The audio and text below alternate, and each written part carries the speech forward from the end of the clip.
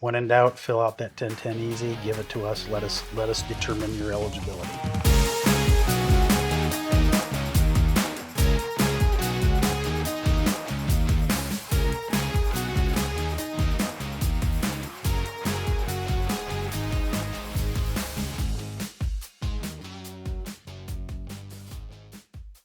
Got clutter piling up? FM Junket in Carson, Iowa is your hometown cleanup crew. Fast hauling, fair prices, and now easy dumpster rentals for DIY cleanouts. Your single items to full-on messes, FM Junket gets it done. Call today and breathe a little easier. Hello, this is Darlene McMartin, and I'm at the VA hospital to give you some information about utilizing the VA facility. And I'm here with Dave Conrad, and I'm going to have Dave introduce himself, give us an overview of what services that he provides or what services that the VA hospital can provide to veterans. Hi, I'm David Conrad. I'm the business office outreach specialist. My job is to actually go into the community and find veterans looking for healthcare enrollment or other benefits, and I assist them in obtaining what they're looking for. Okay, and you're basically in what area that you are covering to get out there and get those veterans to come in and use the VA facility? Well, my catchment area is usually Nebraska, Western Iowa, parts of Kansas and Missouri, but there's been occasions where I've been asked to go to other facilities outside states, outside the state of Nebraska, like South Dakota, to assist other outreach specialists in outreach events to help veterans obtain benefits they're looking for, mainly healthcare benefits. And those outreach events go from supermarkets of veterans benefits to resource fairs to service organization meetings to county meetings. So it's a gamut of Mhm. organizations that you can go out and speak with if they just ask. Yep, absolutely. And nothing's too big or too small. So, shameless plug, I guess, if you have an event that you need an outreach specialist for that, I'd be happy to attend if I can get it approved. And if there's a different outreach person you're looking for, I can bring that person with me as well. So there's more than just me, but I do the main healthcare enrollment. So once a veteran enrolls with my department, they Mhm. can basically access some of these other clinics, and we can get into some of those as well later. But enrollment is the first step to receiving healthcare benefits at the VA.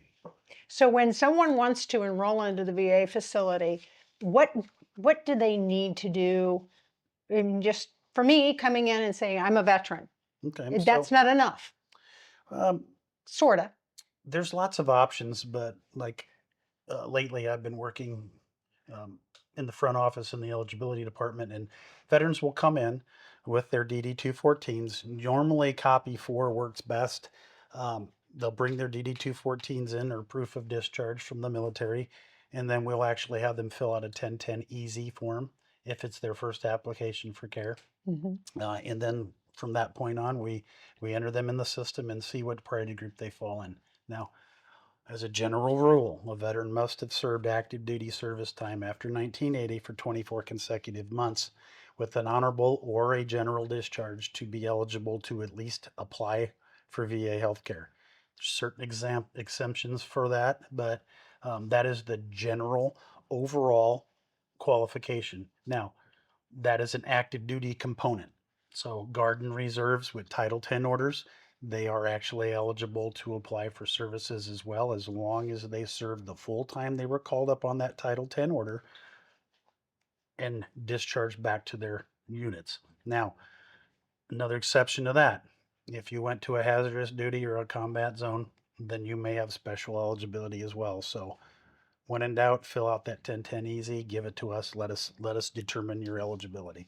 That's the most important part because there's a lot of stipulations to Mhm. eligibility, and you aren't pigeonholed as to this veteran is eligible regardless versus another one. So having them complete that form, getting the information, get them in to make that criteria out there so we can determine where they fit. And there are priority groups. You Yes. mentioned priority groups. Party groups So 1 through 8.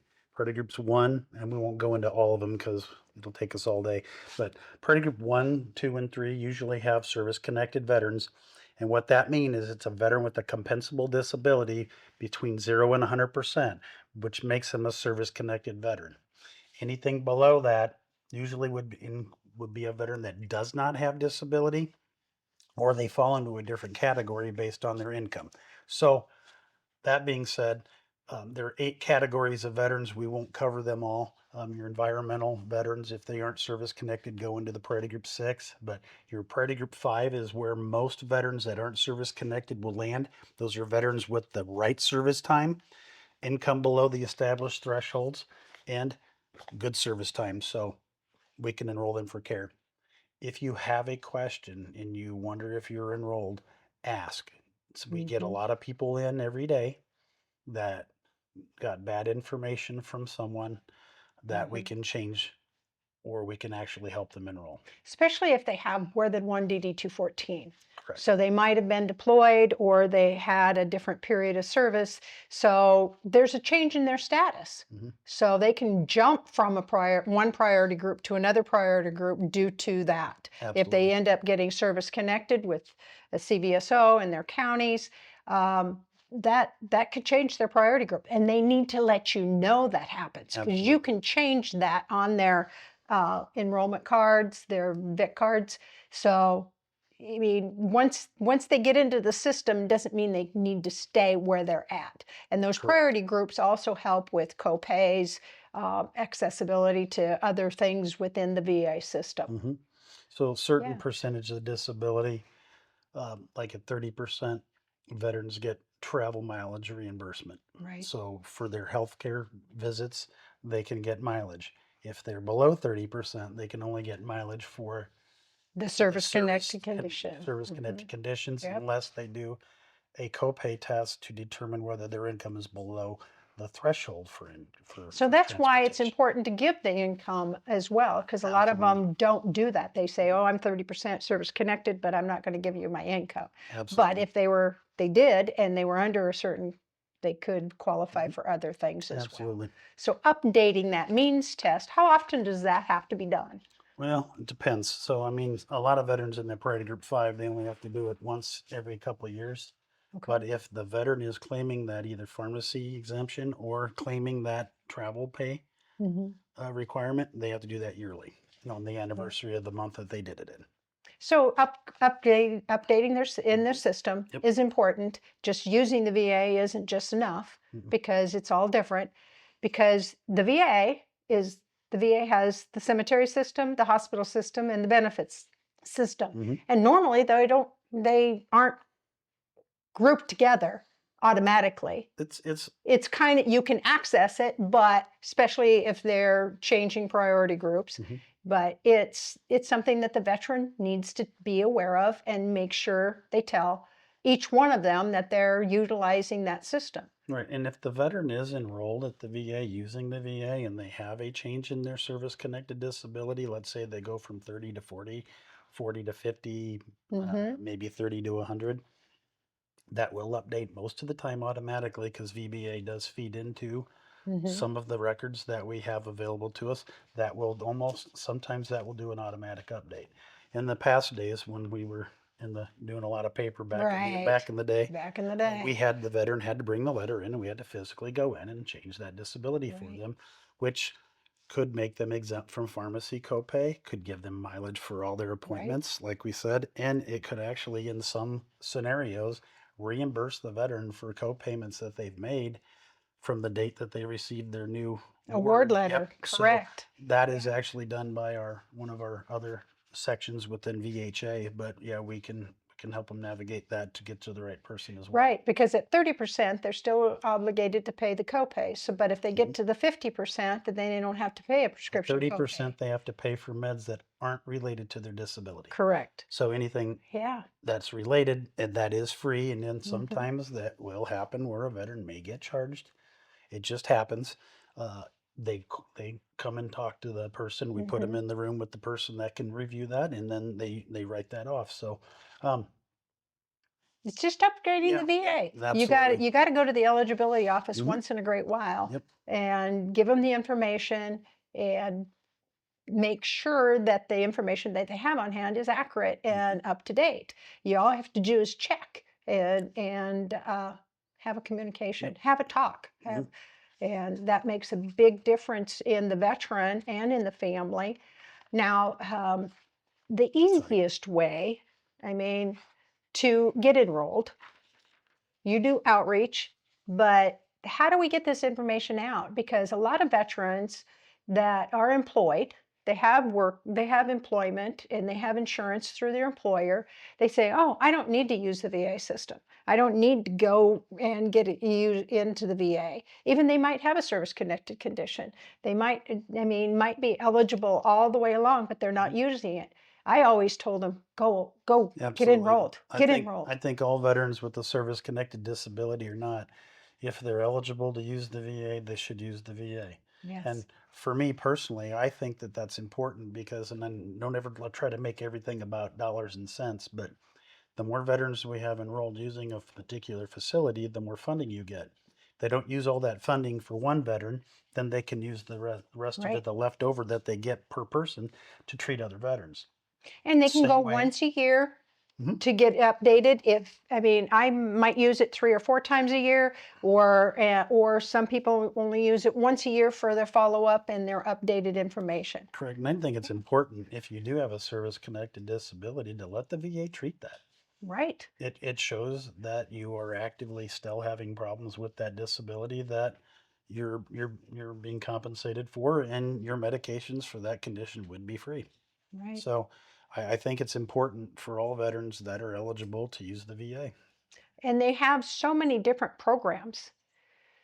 And they have so many different programs that the veteran can be using. You have prosthetics, you have dietary programs, you have, there are so many different Yes. facets of the VA hospital that it's all on one location.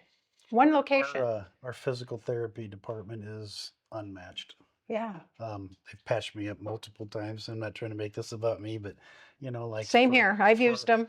The prosthetic devices, as you can see, I'm wearing Mhm. one right now, but I'm also wearing shoes they gave me for the one condition that I have, which I did not know I could get those until last, about 6 months ago. Mhm. So, there's even things that are surprising me after 34 years of being here. Um, I learned that benefit existed that I didn't know about. So, if somebody like me doesn't know everything, Mhm. then I can't expect other veterans not to, that don't work within the system, Right. to know everything. So I'm still learning, which helps me help other people. But Yeah. yeah, And they're adding so many programs. You got hearing aids and eyeglasses and braces for your Mhm. knees, and you don't have to be service connected for some of those things. No. So that's what's nice about it is they're trying to treat you holistically. I only use this VA hospital. I do not have a doctor outside of this system. Me either. I use this hospital for all of my care and have since, I don't know. If I walk the walk, I talk the talk. So I really strongly recommend them using the VA. It's not the old system. It's not the old VA. They're improving, and you need to tell them. If there's a problem, you need to tell them, just like if you would tell your own private doctor. Or outside of the system, everybody's got problems. Everybody's got concerns about how you're being treated. And you need to have that communication. Yep. That's the biggest thing. If you don't tell them that this isn't happening correctly, then we've got that needs to be addressed. And Yeah. I agree with you there. But the one thing I'm not sure, we should probably focus a little bit more on some misconceptions as well. Now, Okay. I have had folks come to me stating that a veteran, if they have a 10% disability, can only be seen for that 10% disability, and that is not accurate. 10% is a magic service connected number. That 10% service connection gets you health care for anything that you need except for dental. Dental is a little different. Right. Dental has a Right. much higher eligibility requirement, usually based off 100% permanent total disability. Correct. Those Or a veterans- dental a dental injury. trauma, or Right. certain other conditions. Right. That's another thing. If you have questions about dental eligibility, contact us and we'll put you in contact with the people that determine that. But that 10% will get you everything. And this is a very broad description. This is how I talk to every veteran that I see in person. That thing will get you primary care to a lung transplant at Yep. 10%. And even without the disability, if you're in a priority group 5, you still get that same basic care. Mhm. It's not automatic for hearing aids and eyeglasses unless you have a 10% for any condition, but there are exceptions to the rule. If you Low cannot pension. see, yeah, if you Mhm. cannot see to read a prescription bottle or you can't hear to participate in your healthcare, we give you hearing aids and eyeglasses. So Yeah. there's exceptions to the main eligibility rules. Those things get misquoted. That's Mhm. why I really do like what I do because I get to change and I get to tell people how it really is. And I don't know it all, but I do keep a very large Rolodex Mhm. of people that if I can't answer the question, I make phone calls, send Right. emails. Um, when people have complaints, I carry patient advocacy pamphlets in my outreach Mhm. kits and I assist them. I point out what facility that can help them, give them what they want, or I try to help them myself. So um, that's just a little over and above what we do in eligibility, but primarily, yes, lots of other services. Like I say, there's vaccinations, there's um, Yep, I got my flu shot. I get my flu shot. I get my all of the things that I need. Shingle shot series, the whole thing if it's necessary. absolutely. And what I liked about it is they will go through. This is what you need at this age. Do you have this in your history? Do you have diabetes? Do you have any of those? And the doctors will look at those and say that's what you need to have. That test needs to be done. Mhm. You have a dialysis clinic. You have, and if okay, so if the VA can't provide that service, like as a female, I get mammograms every 2 years. The VA hospital here does not have the machine. They're getting one. I was just told at the women's clinic this morning. They are down the road going to have one. They will contract with a local facility Mhm. to provide that service at no charge to you. Absolutely. And they do that with a lot of things that the VA hospital doesn't do. If they need specialty care, they might send you to Minneapolis. They might send you to another VA facility that can provide that service. Absolutely. Yeah. Um, lately, I think there's been a change in how medications are filled. And I personally have really liked the change because I get a text message now telling Mm. me this prescription needs to be refilled. Do you want to refill it? And all I have to do is click a Y, and Oh, that's it's awesome. it's in my mailbox in 5 to 6 days. How they set that up? How do they set I all of that up? I don't know, but I love it I think because it's through my healthy, is it through my healthy vet? I believe that Or, it is all yeah, working together. But yeah, I really enjoy it because I do forget to order my yeah, medications. And the last thing that we want to do is to have people come to the hospital to get their meds filled because we do fill those out on outside right. And they ship pharmaceutical. them, Yeah, yep, this I ship think them they're to called them. CMOPs, Yeah. and they do a great job. I get all my medications on time, and Mm-hmm, since this little change, boy, it's been a game changer for me because mm-hmm, we're on the run a lot, and yeah, I forget, and yeah, I'm no different than any other veteran that runs through this building. I guarantee you, yeah. um, life gets in the way, and sometimes you forget. And I have not had to go to that window and get a prescription unless it was new Well, or for if you months run now. out, then you can go to You you can. can't, you don't have to wait the 10 Nope. days, 7 to 10 days that it would be shipped to you. You Mhm. can always get it filled in-house as well. Absolutely. But this Yeah, new yeah, process has made it simple that to makes keep it, everything yeah. I need right on hand. That's So, awesome. That's good. The VA also has like a resource and resource room. So mhm. if they have a disability that need to do some research, they can do it in-house or they can do it through an app on their phone. I'm not as familiar with that. And You might there's a, have, yeah, yep, that there's people to they're help you get right your accounts set squared up. away. Yes. Mm-hmm. So Yep, that is located across from pharmacy in the main yep, building at Omaha. yeah, There's some other sites in Lincoln and Grand Island. I'm not 100% sure where those are located. offices are But there are located. so many programs and Mhm. so many things that the VA hospital offers that we can't put into one 30-minute segment. So, what else do you have before we continue here, wrap up here? I think it's just I just want to stress the most important thing is if you want to enroll for care. Use the VA. If you don't, if even if you have private health insurance, I have private health insurance, but Mhm. I've had Blue Cross for 34 years Mhm. and I've never used it for myself but once. And I'm not eligible for dental, so I do use the dental insurance that I'm provided as a VA employee. But Right. the VA does bill my health insurance for my non-service connected conditions, which Correct. helps with the funding here at the facility.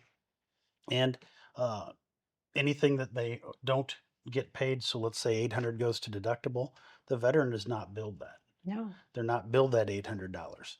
If they are one of the veterans that are copay out required, they will take whatever the insurance pays and tries to write off the copay for that veteran. So, Yeah. and it's possible that they may not end up having to owe anything if they have private health insurance as well. So, Mhm. I just think it's important to give some of these little facts. And although it might say I'm paying the $800 to the VA, I'm not. You're not. And Yep. it writes off some of my family calendar deductible.